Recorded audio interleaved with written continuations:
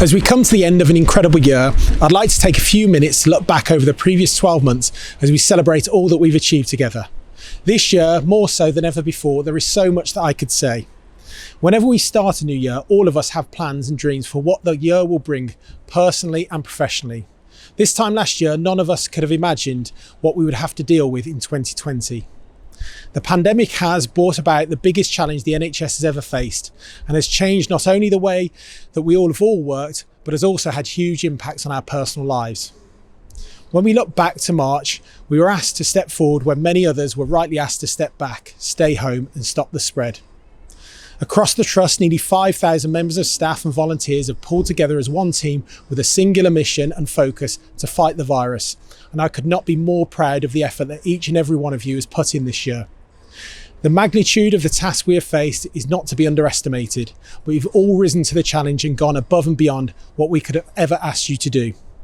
We have seen countless people step forward to retrain to support COVID areas, colleagues redeployed into new areas to keep services going, locations of services changing almost daily at one point, teams working all hours to secure PPE to keep you safe, the people of Swindon and Wiltshire backing us, and now a huge effort to get the vaccine out there as one of the first places in the world to do so. And that's only part of it. None of this is down to a single individual or single team. It requires huge effort and sacrifice from everybody. The teamwork and the sheer dedication I've seen from teams whose paths would never normally cross is simply remarkable, and I'm astounded by the new ways of working which have been introduced this year to care for our community.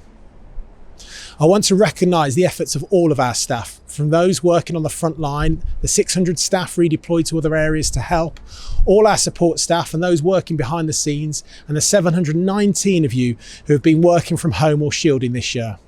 Each and every one of you has brought something to the fight against coronavirus, and your skills, expertise and ability to flex and work in a new way and different way should be celebrated. I'd also like to thank our colleagues across Swindon and Wiltshire. None of our response to the pandemic could have been achieved alone. This year we have worked closely with social services, the CCG, our acute hospital colleagues in Bath and Salisbury, and with other local councils and other emergency care services. It really has been the biggest team effort any of us have ever seen, and it makes me enormously proud and optimistic about what we can do together in the future.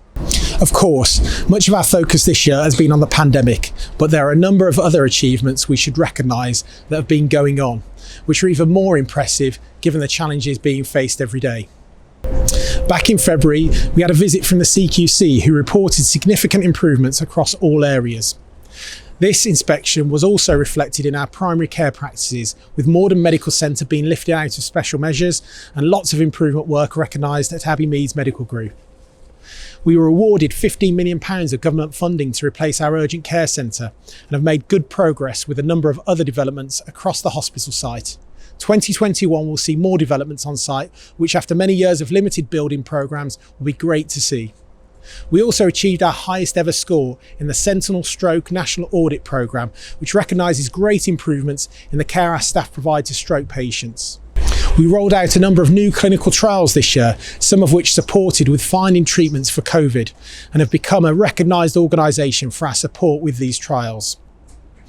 We have also spent time and energy focusing on wellbeing to support you to do what you do best, at the same time as putting effort into equality, diversity and inclusion, culminating in an incredibly successful Diversity Day in October. It's my hope that in 2021 we make really positive progress together on these really important issues. One of the highlights of my year was the start of the building work for our new radiotherapy centre, which will bring treatment for cancer closer to home for so many patients in the years to come. The building work is already well underway, and this time next year we expect it to be complete. Of course, we could not have achieved any of this without the support we've received from our local community, and I cannot express enough how grateful we are for the continuous donations, letters and PPE. We know it has been a difficult year for so many, with lives and jobs at risk, but despite people's own challenges, our community still stepped forward to help us to help them. While we have a lot to celebrate this year about how we have responded, we have also lost loved ones. The numbers of deaths we have seen in our own hospital and our own communities are replicated up and down the country, and behind every number is the story of a life lost, and we must never forget that. We must also never forget that we have lost members of the GWH family. Dr. Edmund Adedeji and Dr. Thang Taik, who both died from COVID, two people that dedicated their lives to serving others. And at this time of year, when we are preparing to spend time with our own family, I ask that you keep their families in your thoughts. With the vaccine now being rolled out, it is my hope that 2021 will mean that we can start to get some of those aspects of our lives that have been on pause this year back. As 2020 draws to a close, I hope that you get the chance to think about the year that has been like no other and recognise the contribution that you have personally made. My heartfelt thanks go to every one of you, and I hope whatever you plan to do over the Christmas period, you get a chance to relax, pause and reflect. Thank you for everything you have done and continue to do. A very Merry Christmas and a Happy New Year to everybody.